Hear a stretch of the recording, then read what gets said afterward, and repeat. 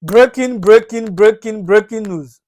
Finally, the color of the president of Nigeria is being seen globally. Yesterday, the president of Nigeria declared state of emergency in one of the Nigerian oil-rich states called River State. You know, but the argument here, everybody has been arguing, even the senior lawyers, everybody has been arguing. And what they are looking at is two things. Number one, why should the president declare the state of emergency in River State? What is happening in River State? Is it enough for him to declare the state of emergency? Number two, does the president have the legitimate constitutional power to suspend elected governor, elected deputy governor, and elected state assemblies? Does he? Now, let's start from number one, which is the current political crisis in Rivers State.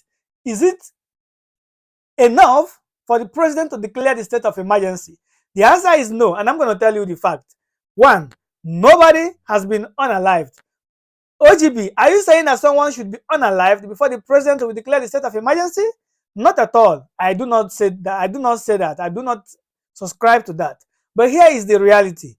The crisis in Rivers State is just crisis between two people. Who are these people? The governor and the former governor. Why? Because they disagree on some issues, and since then, the assembly has been a kind of loyal to the former governor, and the governor is not on his own and with some supporters from the state, right? Now, that has not gotten to the extent of declaring state of emergency because of what? The assembly has been restored by the Supreme Court of Nigeria, and the current governor obeyed the judgment by welcoming the assembly members back to their post of duty and doing everything possible to represent his budget as the Supreme Court directed him to do. And what we heard again is that the assembly has moved to remove the governor constitutionally, to impeach him. That is a constitutional matter. If they think the governor has done what is wrong, they should impeach him. But now the president used the opportunity to say, because they want to impeach the governor, they have to declare the state of emergency.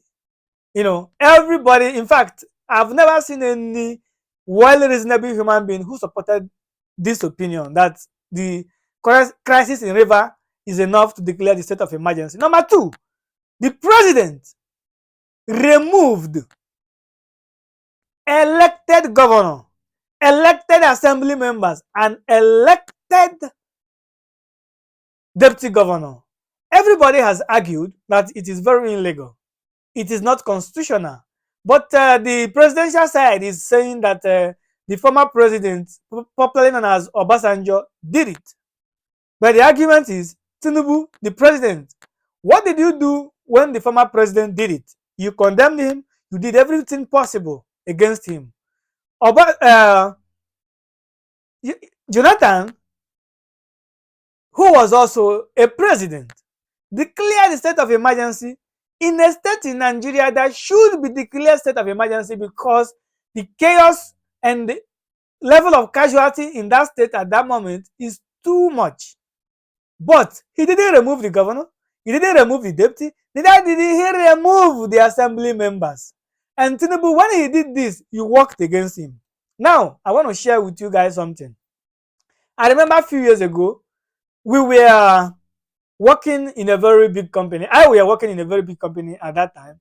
And we had a group where we have captains, leaders, you know, and something happened. We have a self, should I say, a constitution guiding our own team.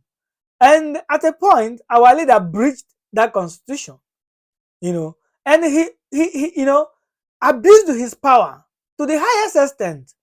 And we all protested against him. We did everything against him.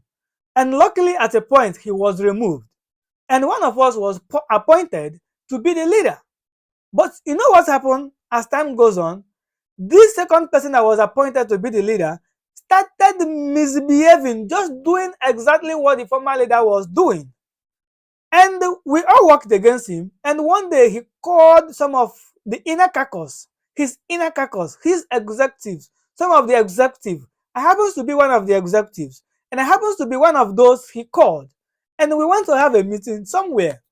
And as we were deliberating, discussing this issue, because he complained to us that some of the workers are working against him, some of the executives are working against him, which we know, which I am among those working against him. And he called me.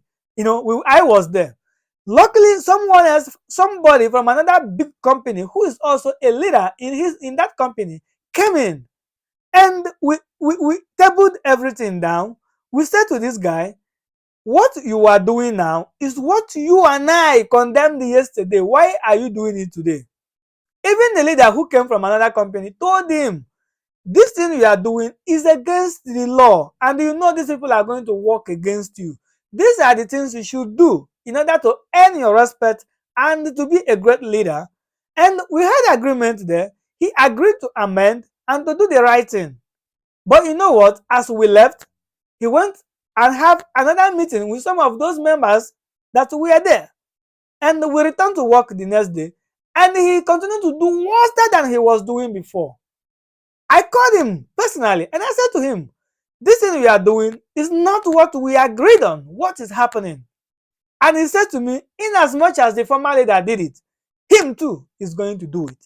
The same thing Mr. Tinubu is doing today. Because Obasanjo did it, and he condemned Obasanjo when he was doing it. And the same thing is what you are doing today. And not just that, when you declare state of emergency in any state, you've got to wait for the National Assembly, both the Senate, the House of Reps, to vote.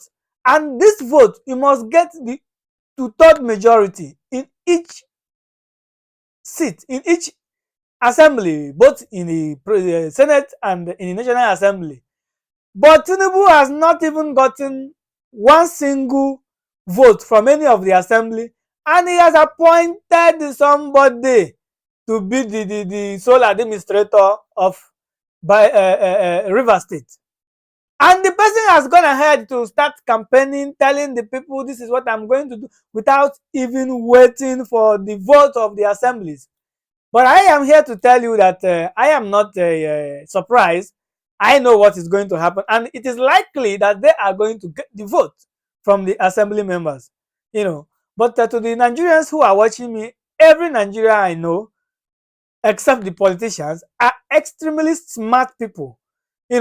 But it is unfair to see what is going on in that part of the world. To the river people, I wish you people safe. I heard that the military has already surrounded your state.